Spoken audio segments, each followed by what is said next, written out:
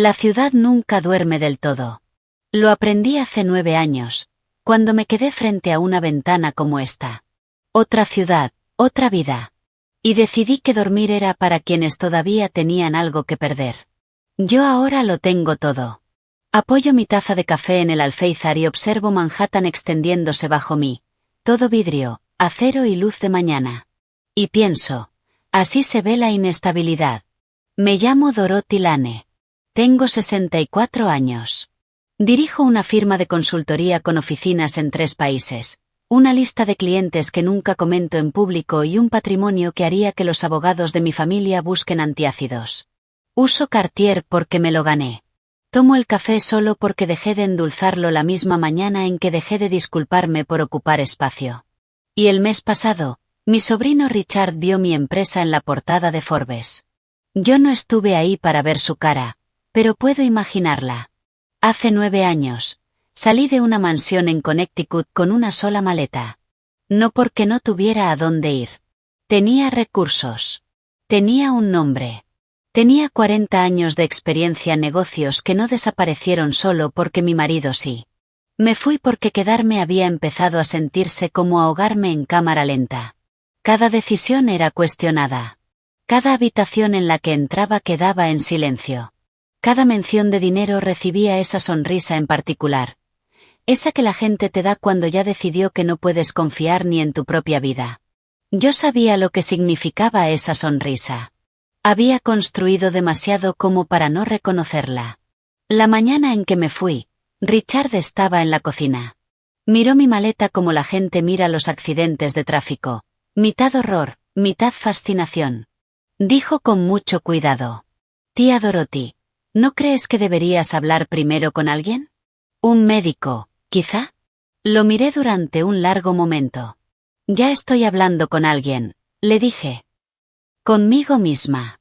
Y ella dice que es hora de irse». No di un portazo. Cerré la puerta como se cierra un capítulo. En silencio, con decisión, plenamente consciente de que nunca necesitaría abrirlo otra vez.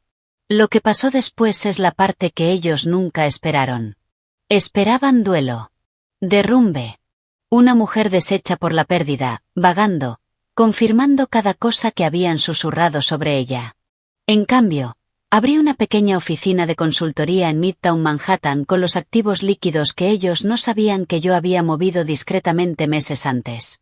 Trabajé jornadas de 18 horas. Construí. Me negué a tomar atajos, a hacer concesiones y a escuchar esa voz en mi cabeza que decía: «Tal vez tenían razón sobre ti». No la tenían. Yo lo sabía. Y ahora Forbes también. Doy un último sorbo de café antes de mi primera llamada de la mañana. Un cliente en Londres que paga una tarifa que haría llorar a Richard. Dejo la taza, aliso la solapa de mi blazer y me siento en el escritorio. La ciudad vibra abajo. La mañana es limpia, fría y completamente mía. Mi teléfono se ilumina. Un recordatorio del calendario. 7:30 de la mañana. Llamada con Londres. Acepto. Acerco mi libreta y hago clic con la lapicera. Tengo trabajo que hacer. Pero antes, déjame contarte exactamente qué pasó cuando me encontraron. Para entender por qué me fui, tienes que entender de qué me estaba yendo. No de la mansión, aunque la mansión era extraordinaria. Estilo georgiano colonial, 7 habitaciones, una biblioteca con estanterías de piso a techo que Walter había construido especialmente para mí, porque sabía que leía 3 libros por semana y necesitaba un lugar digno para ellos. Setos perfectamente cuidados, un camino de piedra lo suficientemente largo como para que los invitados siempre llegaran ligeramente sin aliento. De esas casas que anuncian, incluso antes de tocar el timbre, que quienes viven dentro han construido algo importante. Walter y yo la construimos juntos. 31 años de matrimonio, la mayoría genuinamente buenos. Él era un hombre estable. No llamativo, no ruidoso, pero de esos cuya presencia hace que una habitación se sienta más sólida. Fundamos Lane & Associates desde una oficina de 2 ambientes en New Haven cuando yo tenía 32 años. Yo aporté las relaciones con los clientes. Él aportó la estructura operativa. En menos de una década, Gestionábamos los activos patrimoniales de algunas de las familias más prominentes del noreste. Cuando Walter murió, hice un duelo profundo, honesto. Durante casi un año, me moví por el mundo como una mujer que carga algo pesado con ambas manos, intentando no dejarlo caer. Ese tipo de dolor no se exhibe. Simplemente se queda dentro de ti, denso y silencioso, y aprendes a vivir alrededor de él. Pero nunca dejé de trabajar. Y eso, creo, es lo que los confundió. Esperaban que me derrumbara. Richard fue el primero. Tenía 30 años en ese momento, sobrino de Walter, traje impecable, siempre 2 apretones de manos por delante de cualquier sala en la que entraba. Empezó a aparecer en la oficina con la excusa de ayudar. Al principio, lo agradecí. El duelo desorienta. Tener a alguien que conocía el negocio cerca parecía un consuelo razonable.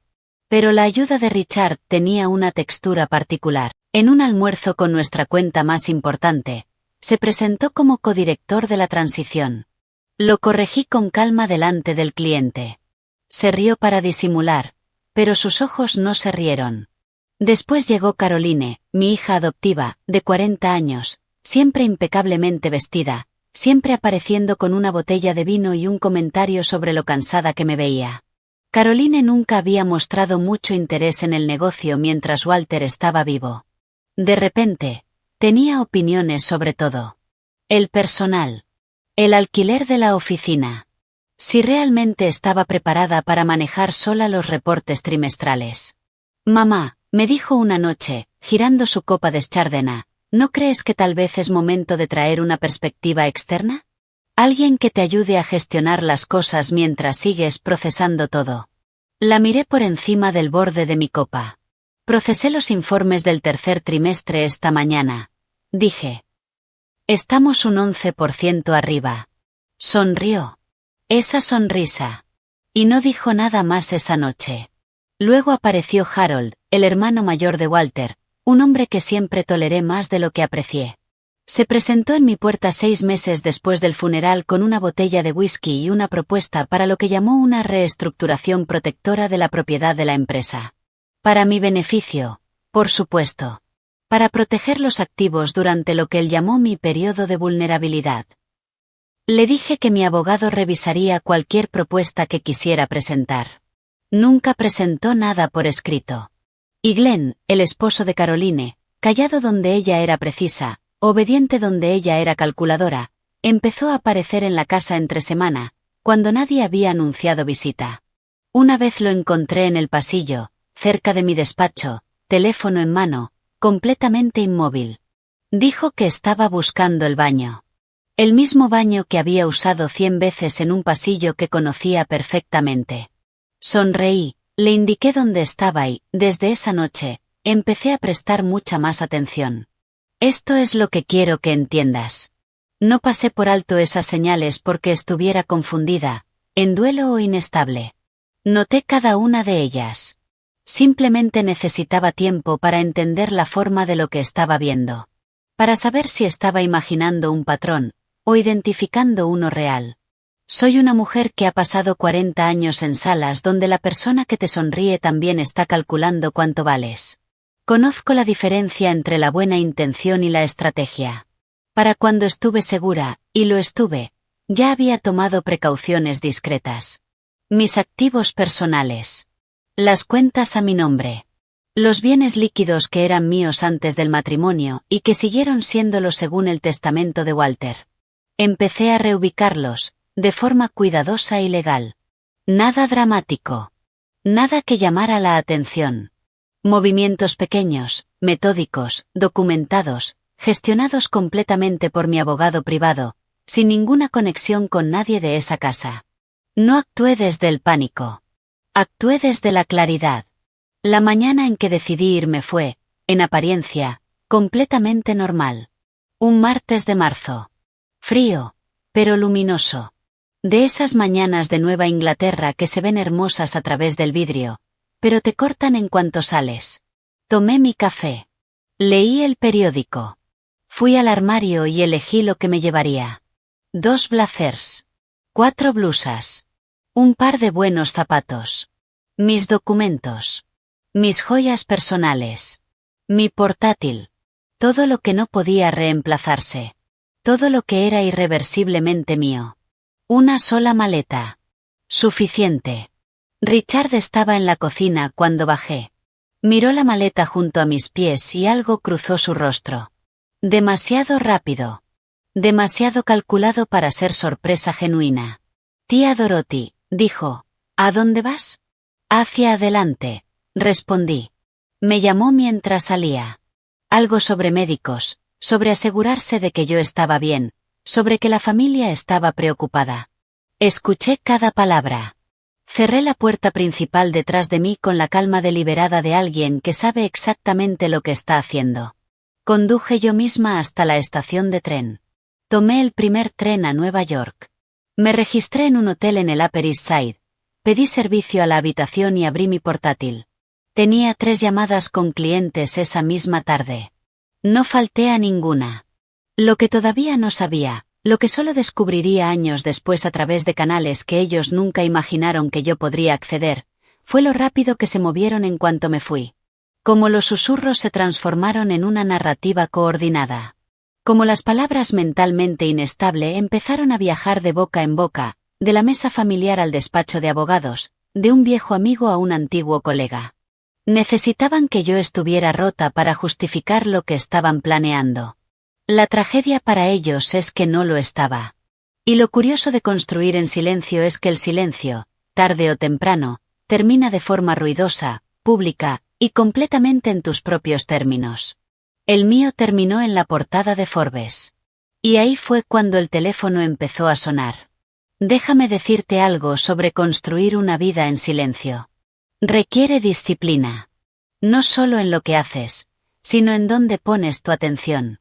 Yo llevaba mucho tiempo observando antes de tener algo concreto que ver. El primer año después de dejar Connecticut, me enfoqué por completo en el trabajo. Lane & Associates Consulting abrió su oficina formal en Nueva York 14 meses después de que salí de aquella mansión, con 2 empleados a tiempo completo, un subarriendo en un espacio modesto en Midtown y una cartera de clientes construida casi en su totalidad sobre relaciones que yo había cultivado durante 3 décadas. Mi nombre tenía peso en ciertas salas. Lo usé con cuidado, con estrategia y sin disculpas. Para el tercer año, teníamos 12 empleados y nuestro primer cliente internacional, una family office en Zúrich que había llegado por recomendación de un antiguo cliente de los tiempos de Hartford. El nombre de Walter abría puertas. El mío las mantenía abiertas. No pensaba mucho en Connecticut. Cuando lo hacía, era con la claridad distante de alguien que revisa un expediente, no su propia historia. Sabía lo que habían intentado hacer. Sabía que me había ido antes de que pudieran completarlo. Eso era suficiente. O eso me decía a mí misma. La verdad es que nunca entiendes completamente la arquitectura de una traición hasta que alguien te obliga a verla desde otro ángulo.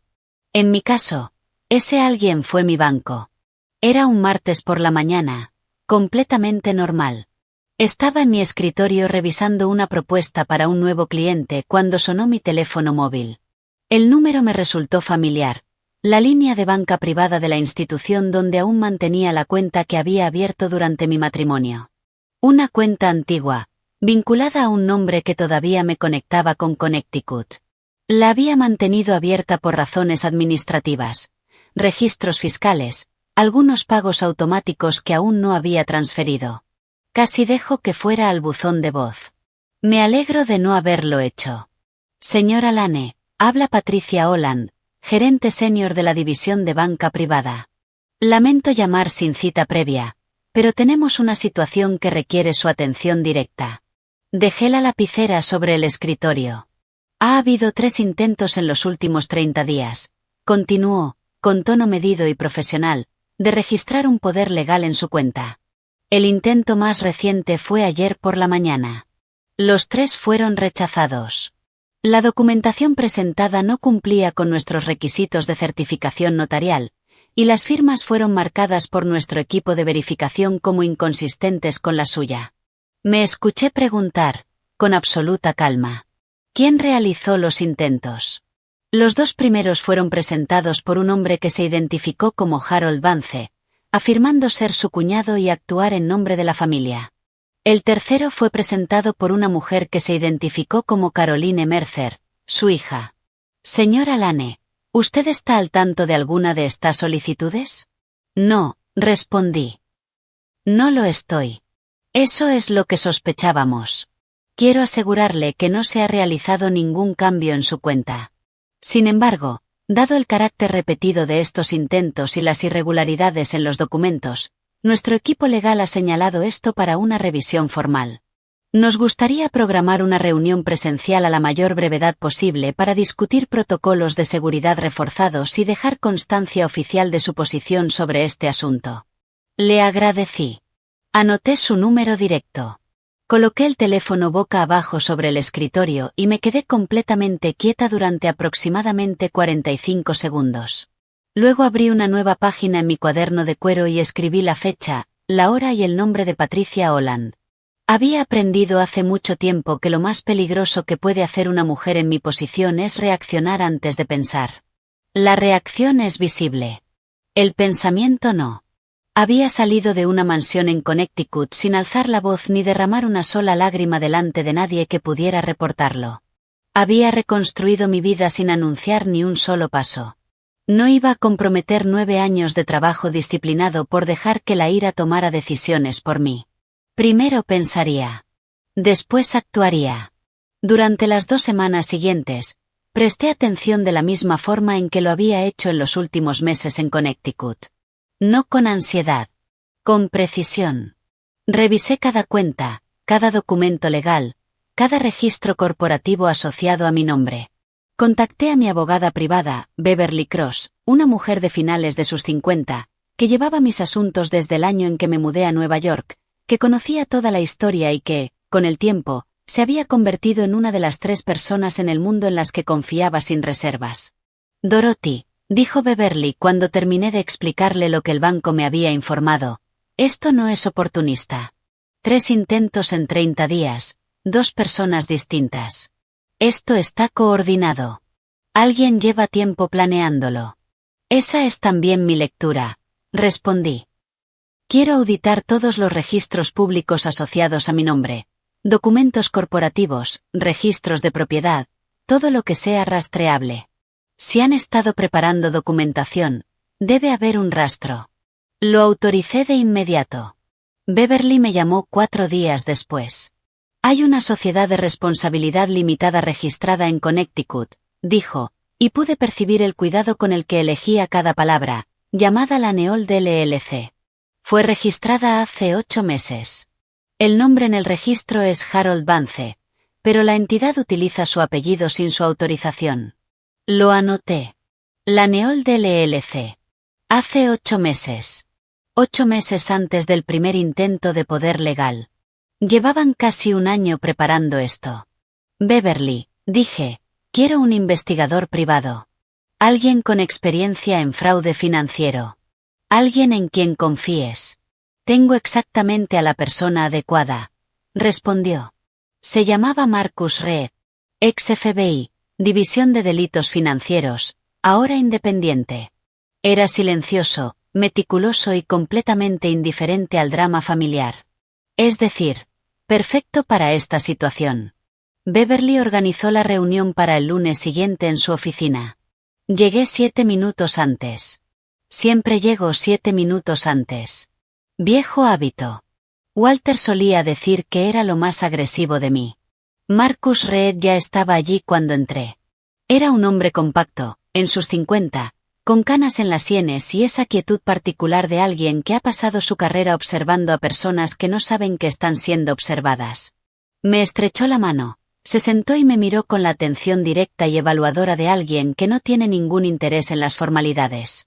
La señorita Cross me explicó lo básico, dijo. Cuénteme el resto. Le conté todo. Las llamadas del banco, los hallazgos de Beverly, la historia en Connecticut. No desde lo emocional, sino desde lo factual. Como si estuviera explicando un caso a un cliente. La estructura de la familia, las motivaciones probables, la cronología según la entendía. Escuchó sin interrumpir. Cuando terminé, hizo 3 preguntas. Preguntas específicas, casi quirúrgicas, sobre estructuras financieras y rastros documentales. Luego se recostó en la silla. 2 semanas, dijo. Deme 2 semanas. Le di 2 semanas. Volví al trabajo. Atendí mi llamada con Londres, mi reunión con Zúrich, mi revisión trimestral con el directorio de mi cliente más importante. Dirigí mi empresa. No me desmoroné. No caí en el pánico. Documenté cada llamada de números desconocidos. Cada carta que parecía fuera de lo normal. Cada intuición que me decía que algo no estaba bien. Todo lo anoté. Fecha, hora, contenido, evaluación. El cuaderno se fue llenando lentamente, de forma metódica, con ese tipo de evidencia que no se anuncia, pero que se acumula hasta volverse irrefutable. Y entonces, un miércoles por la tarde, 11 días después de que Marcus comenzara su investigación, ocurrió algo que no había anticipado. Mi médica, la doctora Sandra Vázquez, a quien llevaba viendo 8 años, cauta, precisa y nada alarmista, llamó a mi línea personal a las 4 de la tarde. Dorothy, dijo, voy a ser directa contigo porque creo que lo mereces. Recibí esta mañana una solicitud formal para acceder a todos tus registros médicos de los últimos 5 años, dijo. La presentó un doctor llamado Philip Norris, quien se identificó como psiquiatra consultor actuando en nombre de tu familia.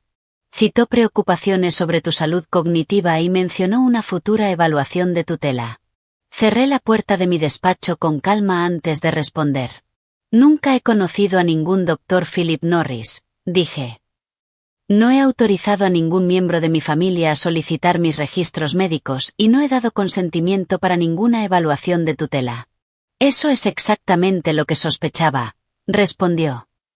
Rechacé la solicitud y la reporté a la línea ética del Colegio Médico Estatal.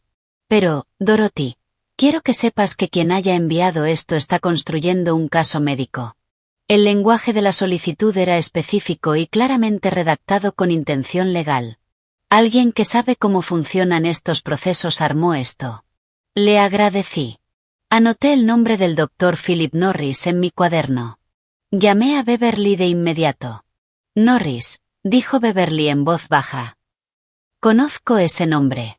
Marcus lo mencionó en su informe preliminar esta mañana. De hecho, iba a llamarte mañana. Llámame ahora, le dije. Y lo hizo. Marcus había identificado 3 visitas de Richard al consultorio del Dr. Norris en Hartford durante los 2 meses anteriores. Pagos en efectivo en cada ocasión. Sin reclamos a seguros. Sin historial clínico formal bajo ningún nombre vinculado a mi caso. El Dr. Norris tenía un historial que Marcus describió como profesionalmente problemático. 2 quejas previas ante el Colegio Médico de Connecticut, ambas relacionadas con testimonios en casos de tutela disputados, y ambas sin resolución definitiva. En términos simples, estaba disponible para ser comprado. Me quedé sentada con esa información durante un largo rato después de colgar con Beverly. No porque fuera sorprendente. A esa altura, nada de lo que eran capaces de hacer me sorprendía. Me quedé en silencio por la magnitud de todo. La coordinación. Los meses de preparación. Los múltiples participantes. La infraestructura profesional. La construcción deliberada y metódica de una narrativa diseñada para quitarme mi autonomía, mis activos y mi nombre. No habían actuado por impulso. Habían planeado. Y planear, lo sé mejor que la mayoría, es una forma de respeto, por retorcida que sea. Nadie planifica con tanto cuidado contra alguien que considera realmente débil. Me tenían miedo. Siempre me habían tenido miedo. El error que cometieron, el error fundamental e irreversible, fue asumir que ese miedo era solo de ellos. Yo también tuve miedo una vez. La mañana en que conduje hasta esa estación de tren con una sola maleta. Tenía miedo de la forma más silenciosa posible. No al fracaso, sino a lo que significa elegirse a una misma por completo, sin red de seguridad, sin la estructura de una vida que llevas décadas construyendo. Ese tipo de miedo es honesto. Y también, si sabes usarlo, es el combustible más puro que existe. Yo ya lo había consumido todo en 9 años de construcción. Lo que sentía ahora, sentada en mi despacho en Manhattan, con la ciudad vibrando debajo de mí, un cuaderno lleno de evidencia y dos profesionales trabajando a mi favor, no era miedo. Era reconocimiento. Ya había visto esto antes. No desde este ángulo, pero conocía su forma. Y sabía, con la certeza particular de alguien que ya lo ha perdido todo una vez y ha sobrevivido completamente, exactamente lo que iba a hacer. Marcus llamó a la mañana siguiente. «Estoy listo para presentarte mis conclusiones completas», dijo. «Deberías traer a la señorita Cross y algo para escribir. Hay mucho que ver». «Siempre llevo algo para escribir», respondí. Ya estaba tomando mi cuaderno. La oficina de Marcus Reed estaba en el piso 14 de un edificio en Midtown que no figuraba en el directorio del lobby. «Es intencional», me explicó Beverly en el ascensor. «Sus clientes prefieren la discreción. Él también». La sala de reuniones era pequeña y austera. Una mesa rectangular, 4 sillas, una ventana orientada al norte. Ninguna obra en las paredes. Una pizarra blanca completamente limpia. El tipo de lugar diseñado exclusivamente para transferir información incómoda, sin nada decorativo que suavizara el proceso. Marcus ya estaba sentado cuando entramos. Delante de él había una carpeta de papel manila, un conjunto de fotografías impresas y un sobre aparte con mis iniciales. Se puso de pie, nos estrechó la mano y señaló las sillas frente a él sin rodeos. Me caía mejor cada vez que lo veía. «Empezaré con lo que pude confirmar a través de registros públicos y vigilancia legal», dijo, abriendo la carpeta. «Luego pasaré al material digital. Parte de lo que voy a mostrarte puede ser difícil. Te pediría que me dejes presentar todo antes de reaccionar». «Entendido», dije. Colocó la primera fotografía sobre la mesa. Mostraba a Richard, mi sobrino, con su traje caro, el que usaba cuando quería proyectar esa autoridad impecable que venía ensayando desde sus 20s, entrando a un edificio en Hartford. La marca de tiempo en la esquina indicaba 8 semanas atrás. «Esto es 440 Esailem Avenue, Hartford», explicó Marcus. «En el tercer piso atiende el Dr. Philip Norris, consulta psiquiátrica privada». Colocó una segunda foto junto a la primera. Richard saliendo del mismo edificio 40 minutos después. Fue 3 veces en 2 meses. Documenté cada visita. Los retiros de efectivo de su cuenta personal coinciden con las fechas. 3 retiros separados de $5.000 cada uno. $15.000 pagados en efectivo a un psiquiatra con 2 antecedentes éticos, para construir un caso de que yo tenía deterioro cognitivo. Lo anoté. No reaccioné más allá de eso.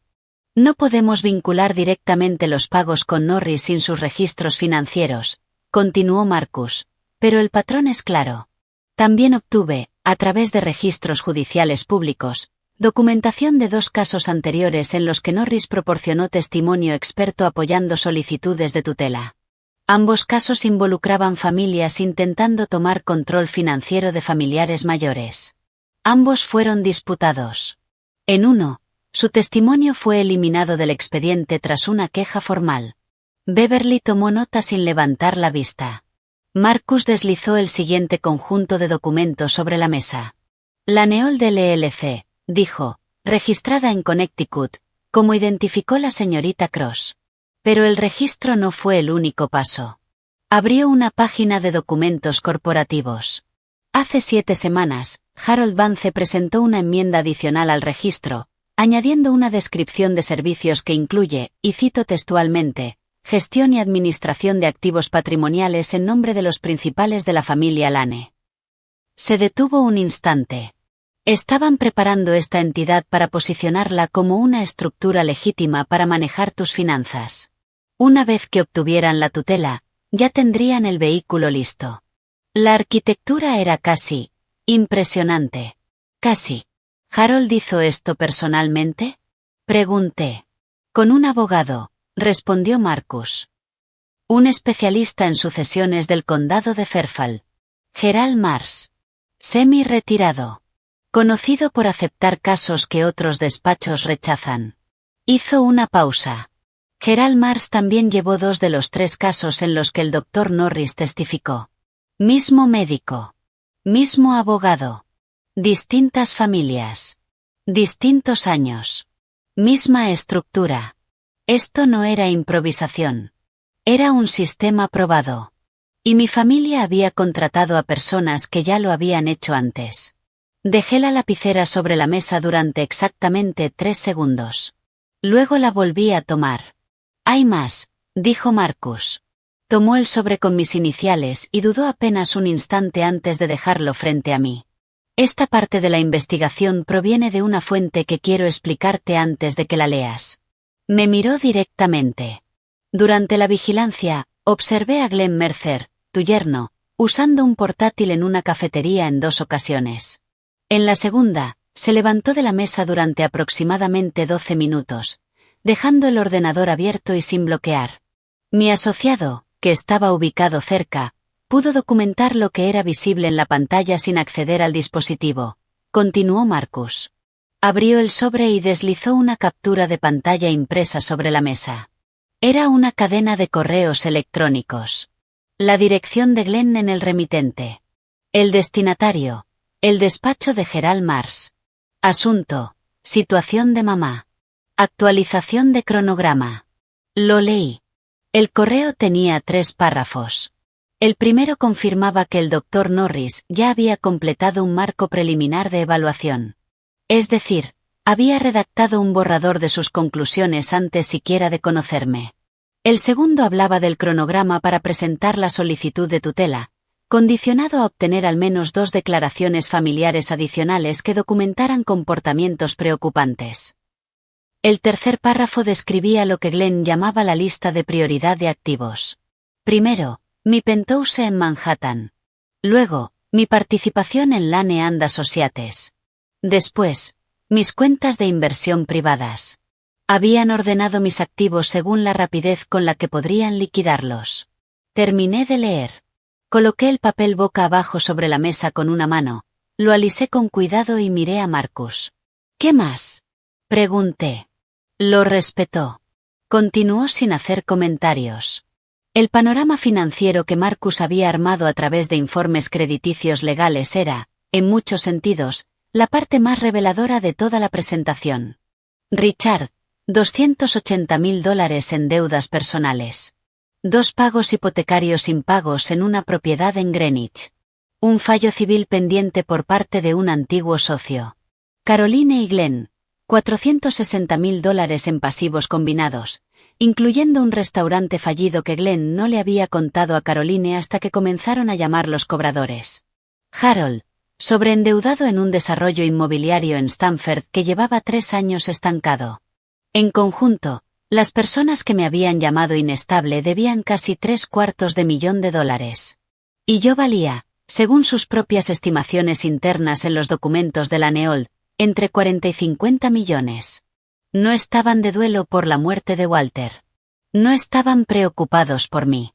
Se estaban ahogando. Y habían decidido, de forma cuidadosa y coordinada durante meses, que yo era el salvavidas. Pensé en Richard en aquella cocina, mirándome salir con mi maleta 9 años atrás. La expresión que en ese momento interpreté como preocupación. No era preocupación. Era cálculo. Incluso entonces. Tengo un último elemento, dijo Marcus. Deslizó un documento final. Era un registro impreso de un número telefónico y un historial de llamadas. Hace 3 días, Glenn Mercer llamó a un número registrado a nombre de una mujer llamada Donna Fitch, explicó. La identifiqué como una antigua vecina tuya en Connecticut. Vivía a 2 casas de la mansión durante aproximadamente 6 años. Recordaba a Donna Fitch. Una mujer agradable. Habíamos intercambiado saludos en algún evento del vecindario, nada más. La llamada duró 18 minutos, continuó Marcus.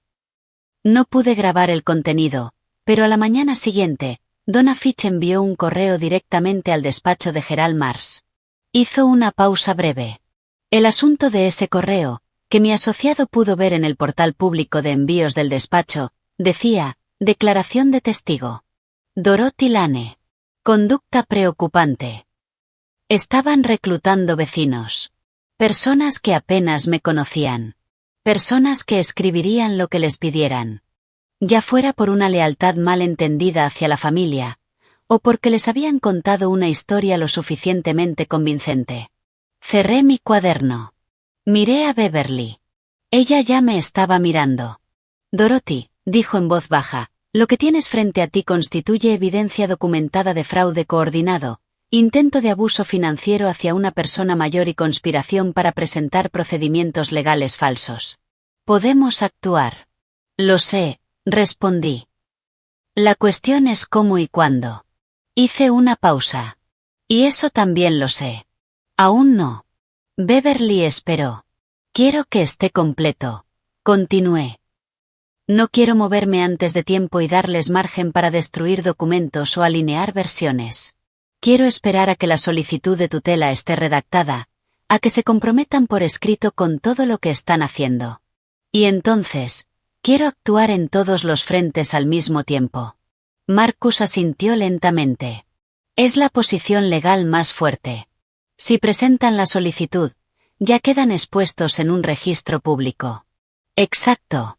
Beverly se inclinó ligeramente hacia adelante. Dorothy, eso requiere paciencia. Podrían moverse más rápido de lo que anticipamos. He sido paciente durante 9 años, respondí. Creo que puedo manejar unas semanas más. Recogí mis copias de los documentos, las coloqué en mi portafolio en un orden preciso que coincidía con el índice que ya había comenzado a escribir en mi cuaderno, y me puse de pie.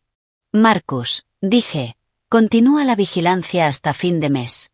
Quiero saber en el momento exacto en que el despacho de Mars reciba cualquier nuevo documento. Beverly, quiero una estrategia completa de contraataque lista, denuncia penal, demanda civil por fraude y una moción para disolver la Neold, todo listo para ejecutarse en cuanto ellos se comprometan formalmente. Ya estoy trabajando en ello, respondió Beverly. Me puse el blazer, tomé el portafolio y caminé hacia la puerta. Luego me detuve. Había una cosa más que necesitaba. Donna Fitch, dije, girándome hacia Marcus. Antes de que esto llegue a los tribunales, quiero hablar con ella yo misma. No a través de un abogado, no a través de un investigador. De mujer a mujer. Antes de que se comprometa con una declaración que lamentará durante mucho tiempo. Marcus lo consideró. Es un riesgo. Si le informa a Mars sobre la conversación. No lo hará, respondí. Sé cómo tener una conversación. Me observó durante un momento, con la expresión de alguien que acaba de reajustar su evaluación. Le conseguiré su información de contacto, dijo finalmente. Le agradecí y salí al pasillo, donde el ascensor ya me esperaba. Presioné el botón del lobby. Las puertas se cerraron. Observé mi reflejo en el metal pulido. 64 años. Cabello plateado. Blazer oscuro. Portafolio en mano. Rostro completamente sereno. Inestable, pensé. Y casi sonreí. El ascensor descendió. La ciudad me esperaba abajo. Tenía todo lo que necesitaba. Ahora solo tenía que esperar a que ellos me entregaran el resto. La llamada de Beverly llegó 16 días después, un jueves por la mañana, mientras revisaba un informe de un cliente con café en la mano. Presentaron la solicitud, dijo. Dejé la taza. Gerald Mars presentó una petición de tutela ante el Tribunal de Sucesiones de Connecticut a las 9 de la mañana. Richard y Caroline figuran como copeticionarios. La evaluación preliminar del Dr. Norris está adjunta como anexo A. La declaración de Donna Fitch es el anexo B. Yo había hablado con Donna Fitch la semana anterior. Una conversación de 40 minutos tomando café en un restaurante tranquilo en Westport. Al final, estaba pálida. Muy quieta. Y había dicho, con una voz mucho más pequeña que la que tenía al principio, que no había entendido completamente en qué se estaba metiendo. Que Glenn lo había hecho parecer un trámite. Como si solo quisieran ayudar.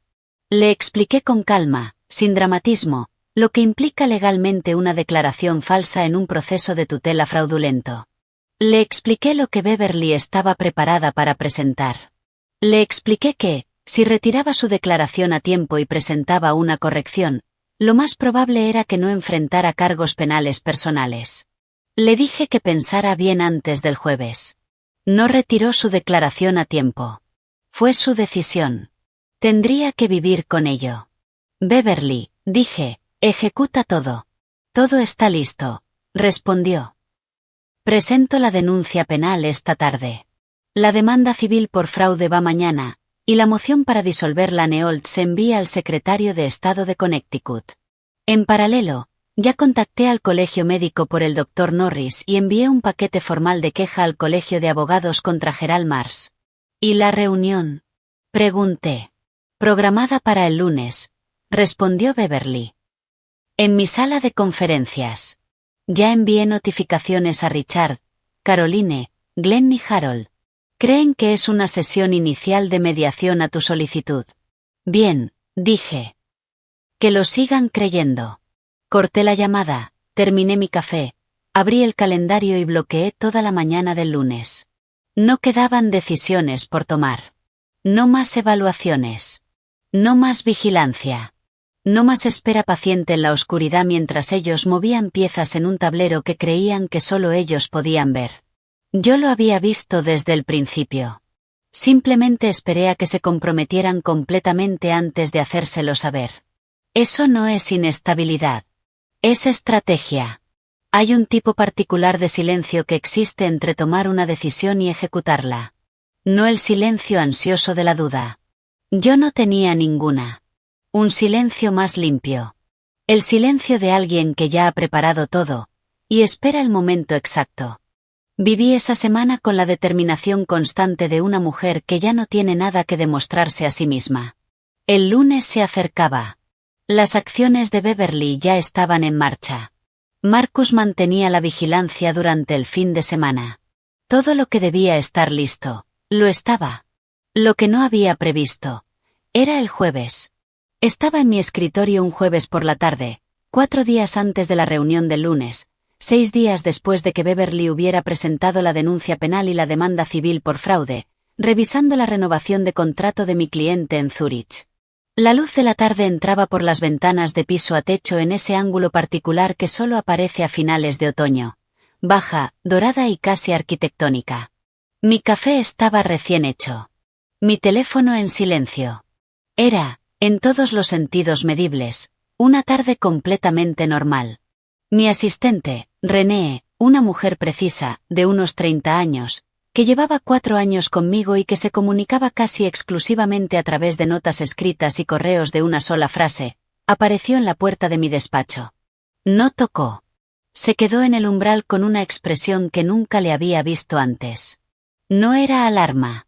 Era algo más específico. Hay una periodista en la línea, dijo. De Forbes. Dice que el artículo se publica mañana, y quiere un comentario final tuyo. Parece sorprendida de que no hayas estado en contacto con la revista. La miré durante exactamente 2 segundos. Pásamela, dije. Se llamaba Christine Olaya, editora asociada del vertical de liderazgo femenino en Forbes. Tenía una voz profesionalmente cálida y ligeramente apologética, ese tono que usan los periodistas cuando creen que están dando una información que su entrevistado aún no tiene. Señora Lane, gracias por atender la llamada. Me comunico porque nuestro perfil sobre usted se publica mañana en la edición digital y va a imprenta el viernes. Quería darle la oportunidad de responder algunos puntos que incluimos antes de que salga en vivo. Dejé la lapicera sobre la mesa. ¿Qué perfil? Pregunté con precisión. Hubo una breve pausa. La entrevista que usted concedió a nuestro colaborador Daniel Park en septiembre. Mujeres que reconstruyen en silencio. Es el artículo principal de nuestra edición de liderazgo de noviembre. Él nos lo entregó hace 6 semanas. Hemos estado en edición desde entonces. Septiembre. Cerré los ojos durante exactamente 1 segundo y recuperé el recuerdo. Daniel Park. Un periodista joven, entusiasta, recomendado por un antiguo cliente que pensó que disfrutaría la conversación. Nos habíamos reunido un martes por la mañana en la cafetería del lobby de mi edificio. Hablé durante unos 40 minutos sobre la empresa, sobre la decisión de empezar de nuevo después de los 50, sobre lo que significa construir algo que es completamente e irrevocablemente tuyo. No pregunté para qué era el artículo. Él mencionó una serie especial. Yo no volví a indagar. 40 minutos de conversación honesta, entregada sin reservas en un martes cualquiera de septiembre, estaban a punto de convertirse en la portada de Forbes. Señora Lane, dijo Christine. Estoy aquí, respondí. ¿Qué le gustaría saber? Hablamos durante 20 minutos.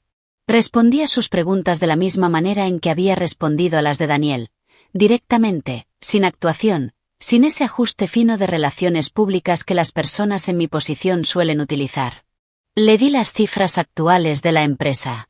Confirmé la sede en Manhattan y las oficinas internacionales.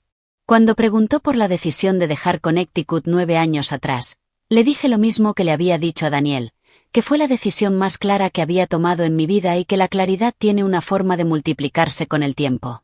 Cuando terminamos la llamada, me quedé sentada en silencio durante un largo momento. Luego llamé a Beverly. Forbes se publica mañana, dije. Un perfil completo. Beverly guardó silencio durante 3 segundos exactos. Dorothy, dijo con cuidado, eso cambia los tiempos. Lo sé. Si Richard o Caroline lo ven antes del lunes. Lo verán, respondí. La edición digital sale mañana por la mañana. Otro silencio. ¿Quieres adelantar la reunión? Preguntó. Lo pensé. No, dije. Que lo vean. Que lo procesen durante el fin de semana.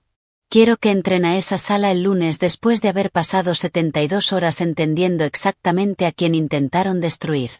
Beverly soltó un sonido que no era del todo una risa. Está bien, dijo. Entonces el lunes. Corté la llamada.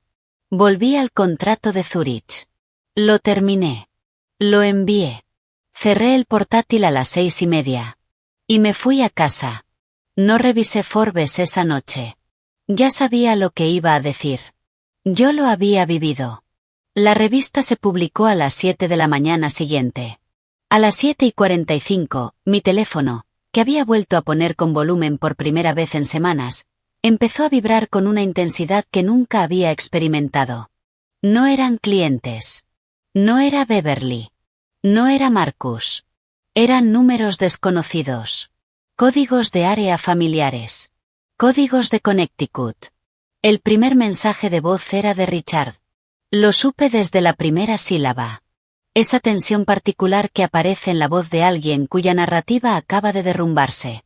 Dijo mi nombre 3 veces. Dijo que estaba sorprendido. Que estaba orgulloso. Que siempre había creído en mí. Dijo que deberíamos hablar. Que llevaba tiempo pensando en llamarme. Que esperaba que estuviera bien.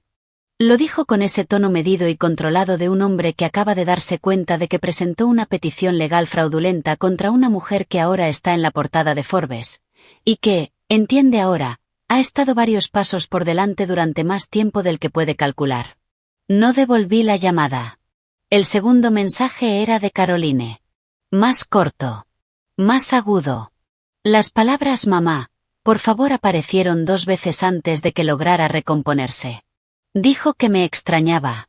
Que las cosas se habían complicado, la frase que la gente usa cuando quiere decir, hice algo que no puedo justificar y necesito que no lo analices demasiado. Dijo que lo sentía. No especificó por qué. Noté esa falta de precisión. Más adelante sería importante. Harold dejó un mensaje casi incomprensible. Algo sobre Walter. Sobre la familia. Sobre malentendidos. Glenn no dejó mensaje. Envió un texto. Dorothy, deberíamos hablar en privado antes de que pase nada más. La palabra privado hacía demasiado trabajo en esa frase. Para el mediodía, tenía 41 mensajes de voz adicionales. Antiguos vecinos de Connecticut. Colegas de los años en Hartford. 2 mujeres del consejo benéfico en el que participé durante mi matrimonio. El antiguo compañero de golf de Walter. Un hombre con el que no hablaba desde hacía 11 años y que empezó su mensaje diciendo: siempre supe que harías algo extraordinario. Escuché cada uno de ellos desde mi sillón de cuero color crema, con una copa de merlot en la mano, los pies recogidos bajo mí, la ciudad brillando al otro lado de la ventana en la oscuridad temprana de una noche de noviembre. Cuando llegué al mensaje número 117, mi copa estaba vacía y la ciudad completamente a oscuras. 117. Dejé el teléfono boca abajo sobre la mesa lateral. Miré al techo. Respiré despacio. Como se respira cuando estás procesando algo demasiado grande como para simplemente sentirlo y seguir adelante. Quiero ser honesta con esto. ¿Por qué importa? No fue una sensación de triunfo. No del todo. Había algo en escuchar esas voces.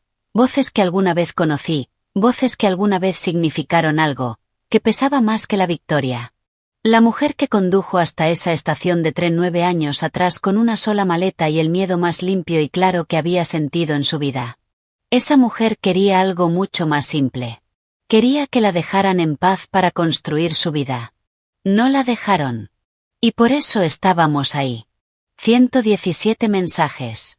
117 personas orbitando a una mujer que habían ignorado, abandonado o intentado destruir. Recordando de repente que existía. Ahora que Forbes se lo había recordado. Todos, de una forma u otra, diciendo las mismas 3 palabras. Nos equivocamos. No todos lo sentían. Algunos tenían miedo. Algunos estaban actuando. Algunos, Richard, Harold, Glenn, tenían razones legales muy concretas para recordar de repente que yo existía. Pero unos pocos de esos 117, sonaban como personas que realmente habían visto esa portada y habían comprendido algo. Lo que habían hecho. Lo que habían permitido. Lo que su silencio había causado. Por esos pocos, sentí algo que me sorprendió. No era perdón. No todavía. Tal vez nunca en el sentido completo de la palabra. Pero sí reconocimiento. El reconocimiento de que las personas pueden equivocarse, y que, con suficiente evidencia, pueden llegar a entenderlo. Tomé el teléfono una última vez. No para devolver llamadas. Para ver la hora. Domingo por la noche. 10:43. El lunes por la mañana estaba a 17 horas de distancia. Había pasado por cosas peores. Apagué la luz. Dejé el teléfono en la mesa de noche. Cerré los ojos. Estaba lista. Me desperté a las 5:30 de la mañana del lunes, sin alarma. Viejo hábito. El cuerpo aprende, después de suficientes años de madrugadas y días importantes, a no esperar permiso para empezar. Hice café, me quedé frente a la ventana exactamente 10 minutos viendo cómo la ciudad se armaba en ese gris previo al amanecer, luego me duché. Me vestí y me senté frente al tocador con la concentración deliberada de una mujer que se prepara para algo para lo que, de una u otra forma, lleva preparándose 9 años. Elegí el blazer Burdeos, no el gris carbón. Ese era mi uniforme de trabajo, mi armadura diaria. El Burdeos era distinto, más profundo. Un color que no pide la atención de la sala, pero la recibe de todos modos. Lo llevé sobre una blusa de seda negra, pendientes de perlas, mi pulsera Cartier. Nada excesivo. Nada performático. Solo el lenguaje silencioso e irrefutable de una mujer que sabe exactamente hacia dónde va y por qué. Llegué a la oficina de Beverly a las 8:45, 15 minutos antes. Beverly ya estaba allí, impecable en un traje gris carbón. 2 asociados a su lado, organizando carpetas de documentos lo suficientemente gruesas como para requerir ambas manos. Marcus Reed estaba en una esquina, no en la mesa, ligeramente apartado, como se posicionan los investigadores cuando su rol pasa de recopilar información a presenciar. Asintió una vez cuando entré. Tomé asiento en la cabecera de la mesa. La sala era luminosa. Ventanas de piso a techo en la pared norte dejaban entrar una luz de invierno limpia y plana. De esas que lo muestran todo con claridad, y no favorecen a nadie. Beverly había dispuesto la mesa con intención. Mi silla en la cabecera. Beverly y sus asociados a mi derecha. 4 sillas a la izquierda. Vacías. Esperando. A las 9 en punto, René, a quien había traído como testigo adicional, abrió la puerta. Richard entró primero. Llevaba un traje que reconocí, italiano, gris carbón. El que usaba cuando quería proyectar autoridad. Pero hoy le quedaba distinto.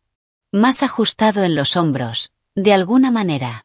El traje de un hombre que ha pasado 72 horas en la agonía particular de darse cuenta de que la posición que creía ocupar, en realidad no existe. Detrás de él, Caroline, con un abrigo de lana oscuro que no se quitó. Eso me dijo que, en algún punto entre el lobby y esa sala, había considerado la posibilidad de irse. Glenn detrás de ella. La mirada ya clavada en el suelo. Un hombre que me había escrito la palabra en privado, y no había recibido respuesta. Y que había pasado el fin de semana entendiendo lo que ese silencio significaba.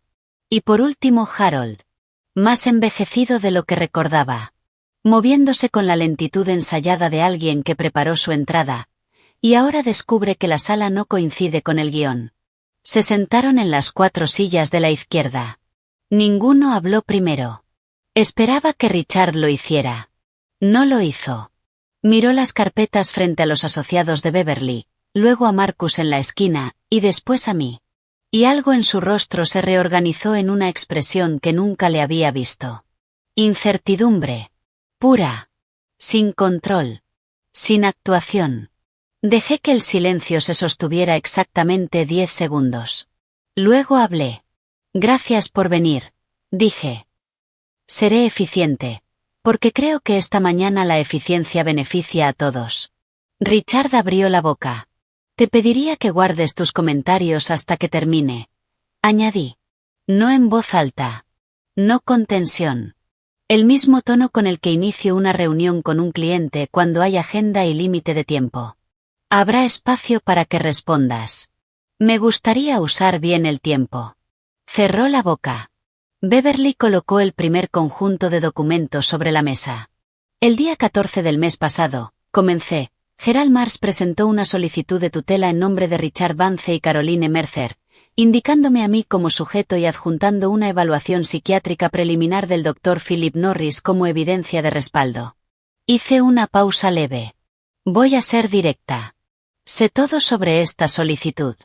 Sé cuándo se redactó. Sé quién la pagó. Sé cuánto se pagó. Y sé que se pretendía comprar con ese pago. Caroline dejó escapar un pequeño sonido. No una palabra. Un sonido. La solicitud, continué, no fue el inicio de esto. Fue la culminación de un plan que, según ha podido documentar mi investigador, comenzó aproximadamente hace 14 meses. Miré a cada uno de ellos. Aproximadamente 6 meses después de que aparecí en la portada de Forbes. Pausa. Quiero que eso quede claro. No empezaron a planear esto cuando estaban preocupados por mí.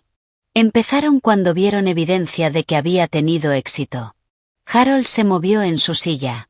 8 meses antes de presentar la solicitud, seguí. Se registró en Connecticut una sociedad llamada Laneold LLC a nombre de Harold Vance, utilizando mi apellido sin mi conocimiento ni autorización. La entidad fue estructurada para recibir y administrar lo que ustedes describieron internamente como activos de la familia Lane. Hice otra pausa.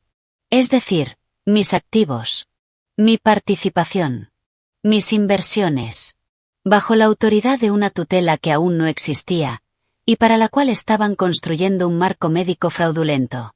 Beverly deslizó los documentos de registro de Laneold sobre la mesa. Harold los miró como si fueran algo que había encontrado en su bolsillo, sin recordar haberlos puesto allí.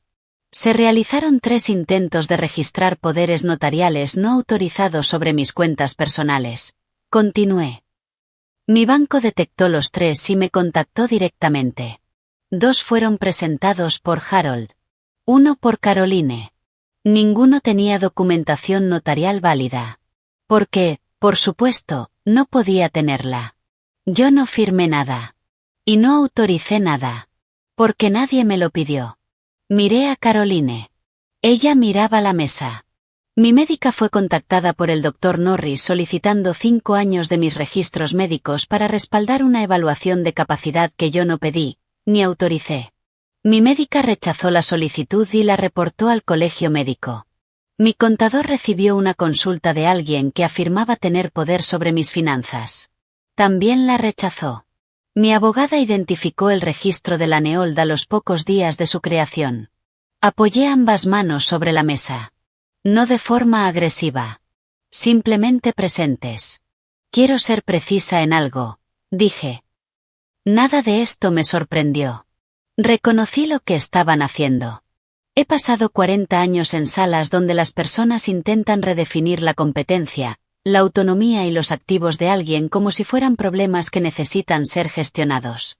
He construido una carrera entendiendo cómo funcionan esas salas. Pausa. La única diferencia esta vez es que las personas en cuestión eran mi familia. Richard habló. No pudo contenerse más. Dorothy, dijo, con ese tono controlado de alguien que ya decidió que la calma es su única opción. Creo que ha habido un malentendido serio sobre lo que intentábamos hacer. Estábamos preocupados después de la muerte de Walter, y luego de cómo te fuiste. Nos preocupaba. Las decisiones que estabas tomando parecían. Richard, lo interrumpí. Se detuvo. Le pagaste al Dr. Philip Norris $15,000 en efectivo durante 2 meses. Le pagaste antes de que me conociera. Antes de que me evaluara. Antes de que pasara un solo minuto en mi presencia. Le pagaste para que produjera un documento con conclusiones que ya había acordado alcanzar antes de que existiera la evaluación. Incliné levemente la cabeza. Eso no es preocupación. Pausa.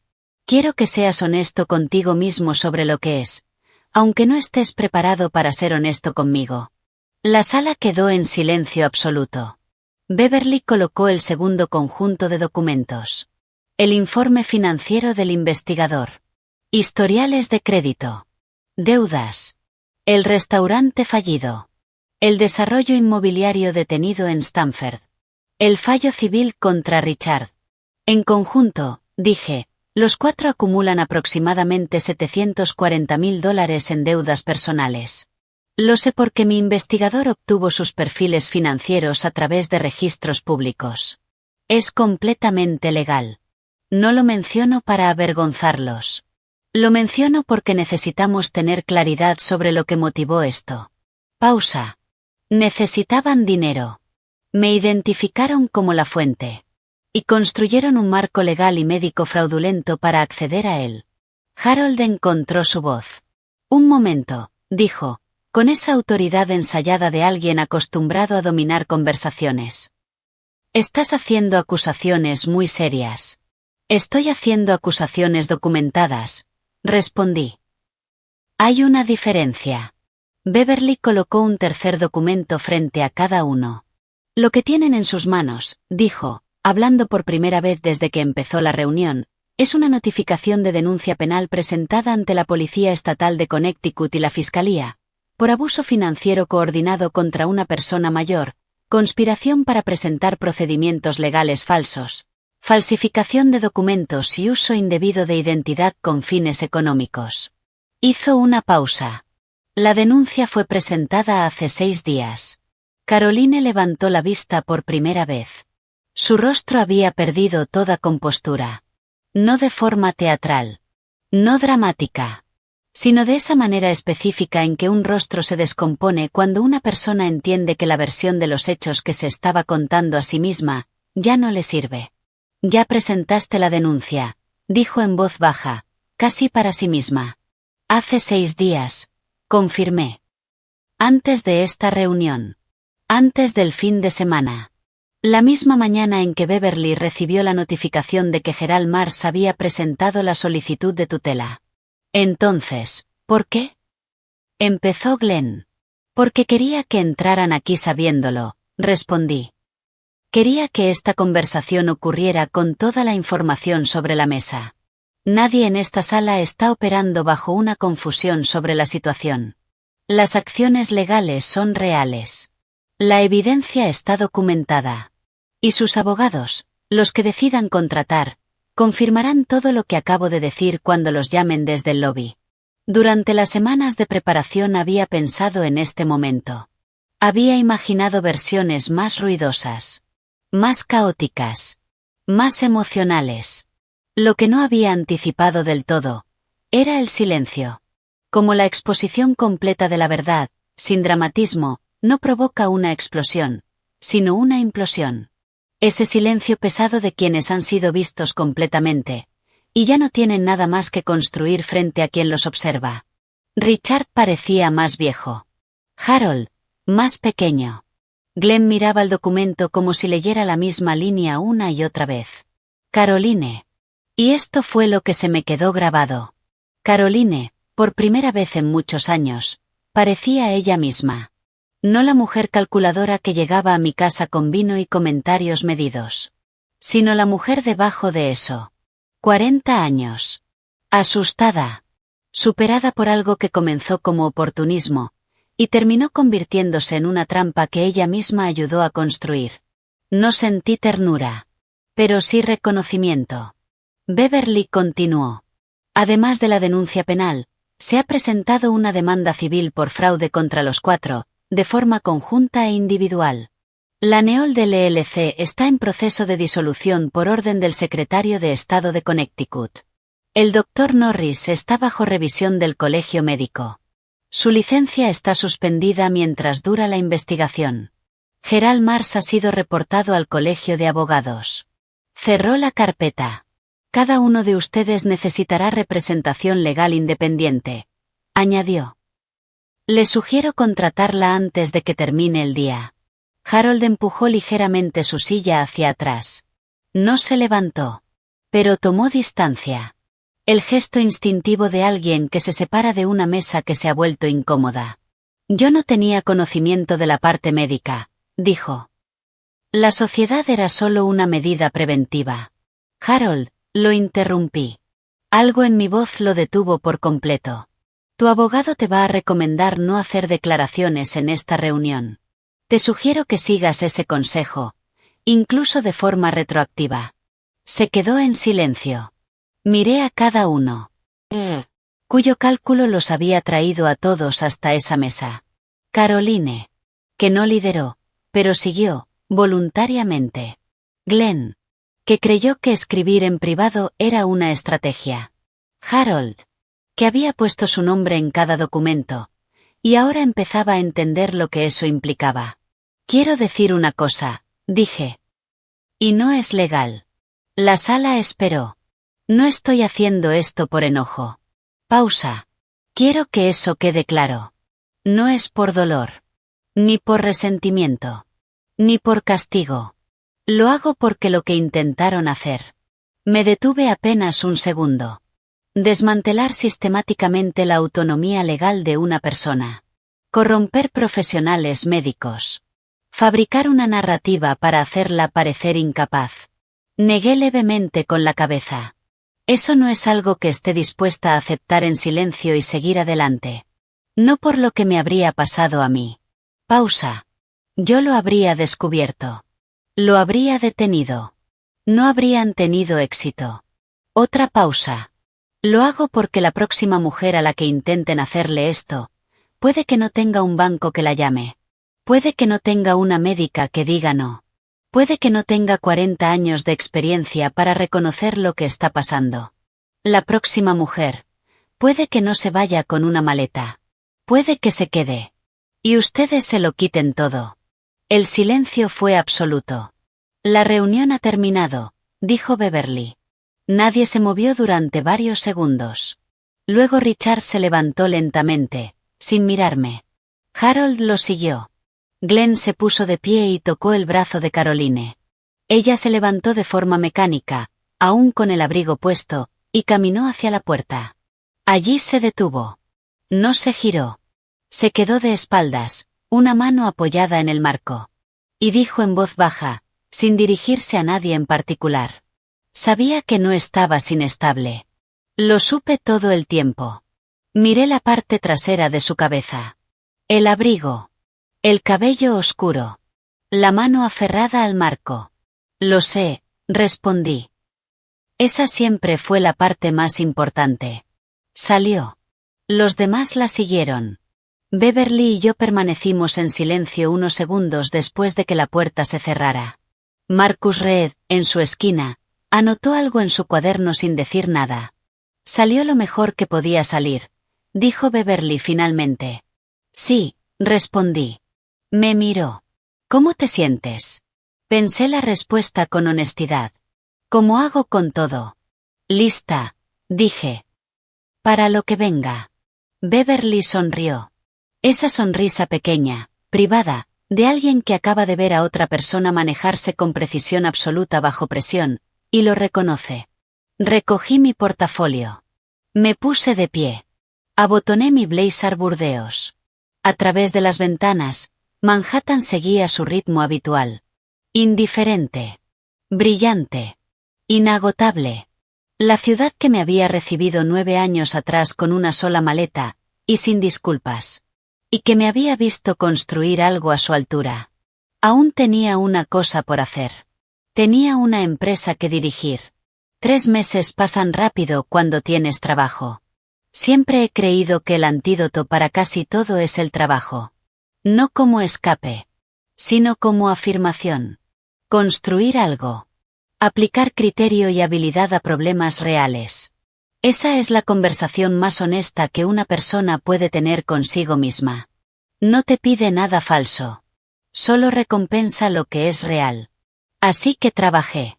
El cierre anual de Lane & Associates fue el más fuerte de nuestra historia.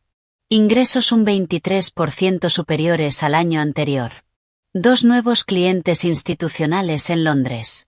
Un acuerdo de asociación con una family office en Singapur que llevaba 18 meses cultivando en silencio. René me envió los números consolidados un martes por la mañana.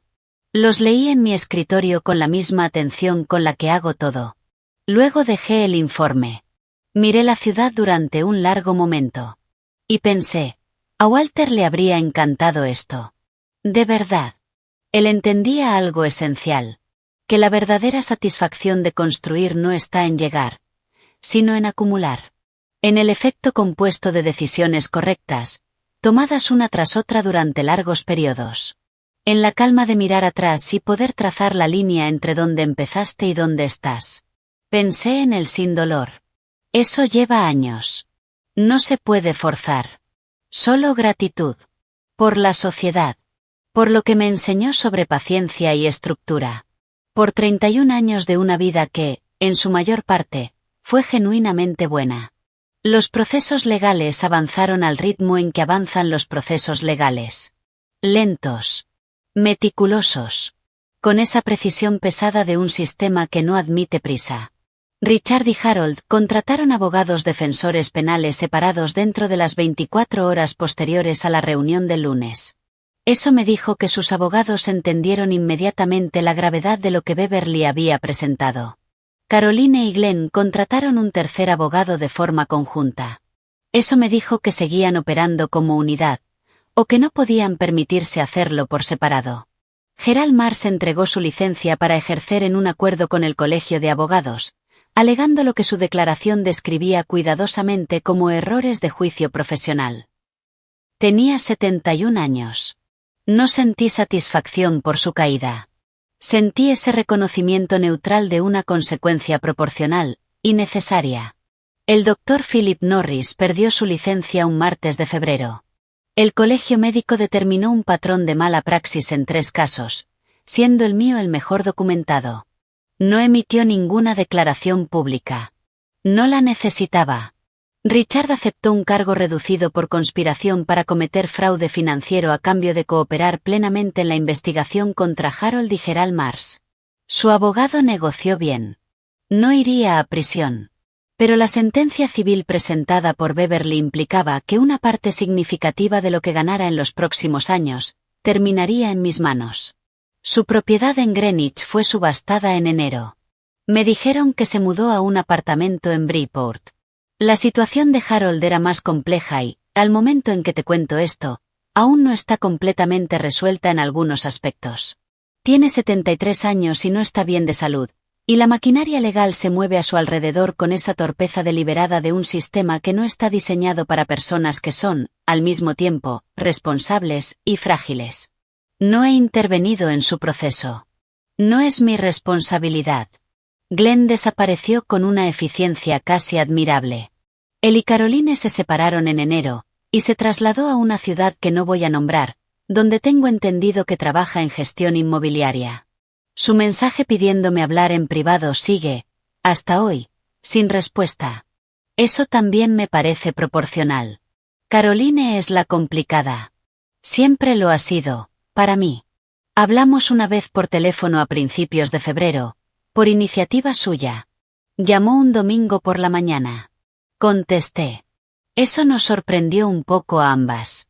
La conversación duró 40 minutos. No fue cálida exactamente, pero fue honesta. Y eso es más raro. Y más valioso.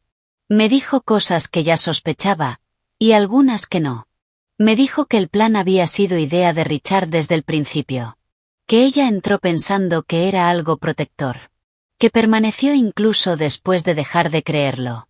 Y que la distancia entre esas dos cosas era algo que estaba intentando entender con ayuda profesional. Le dije que valoraba su honestidad. Le dije que valorar y confiar no son lo mismo, y que una cosa no genera automáticamente la otra. Le dije que no sabía cómo sería el futuro de nuestra relación. Si es que tenía uno en algún sentido tradicional. Si las palabras madre e hija seguían significando algo funcional entre nosotras después de todo lo ocurrido. Le dije que no estaba cerrando una puerta. Pero tampoco iba a fingir que seguía siendo la misma. Dijo que lo entendía. Creo que sí. El artículo de Forbes siguió circulando mucho tiempo después de su publicación. Compartido. Reenviado. Comentado. De esa forma intensa en la que circulan las historias sobre mujeres que construyen en silencio, cuando finalmente salen a la luz. Recibí invitaciones para dar charlas. Solicitudes para participar en podcast. Una propuesta de libro de una editorial en Nueva York que dejé de lado y sobre la que aún no he decidido. Di una sola entrevista adicional a un periodista que conocí a través de un cliente. Rechacé el resto. Pasé 9 años siendo invisible por elección. No tengo prisa por cambiar eso por ruido. Un jueves de marzo, una mañana muy parecida a esta, clara y fría, con la ciudad debajo funcionando con su precisión habitual, me senté en el escritorio con mi café y abrí el archivo digital de Forbes en el portátil. Leí el artículo otra vez. Completo. Como relees algo no para informarte, sino para verte desde fuera. Daniel Park lo había escrito bien. Había entendido, sin que yo tuviera que explicarlo directamente, que la historia no trataba del éxito en el sentido convencional. No eran los números. Ni la empresa. Ni el penthouse en Manhattan. Era la decisión. Ese martes por la mañana con una maleta. La elección de avanzar hacia algo, en lugar de simplemente huir de otra cosa. Terminó el artículo con una frase que yo le había dicho en aquella cafetería del lobby. Apenas recordaba haberla dicho. Y resultó ser la más cierta de todo el texto. Lo mejor que alguien hizo por mí fue subestimarme. Me dio 9 años ininterrumpidos para demostrar que estaban equivocados. Cerré el portátil. Terminé el café. Afuera, Manhattan hacía lo que Manhattan siempre hace. Implacable. Luminoso. Completamente indiferente a las historias personales. Solo le importa lo que traes hoy. Siempre me ha gustado eso de esta ciudad. No te pregunta de dónde vienes. Te pregunta qué puedes hacer. Yo puedo hacer bastante. Mi teléfono se iluminó sobre el escritorio. Beverly confirmando una llamada más tarde esa misma tarde para hablar de los términos del acuerdo civil. Respondí confirmando. Dejé el teléfono. Y acerqué hacia mí el informe trimestral de la alianza en Singapur. 117 mensajes. 117 personas que necesitaron que Forbes les recordara que yo existía. No pienso en ellos a menudo. Pero cuando lo hago, pienso en esto. Que lo más radical que puede hacer una mujer de mi edad, en mi posición, con mi historia, es simplemente seguir levantándose. Hacer café. Ir a trabajar. Construir algo. Negarse a aceptar la historia que otros escribieron para ella. Y reemplazarla, en silencio, con método, sin anuncios, por la que es verdad. Eso no es algo espectacular. Desde fuera, Casi no se ve. Pero he descubierto que es lo más poderoso que existe. Tomé la lapicera. Tenía una empresa que dirigir. Siempre la tuve. Esa parte, nunca cambió.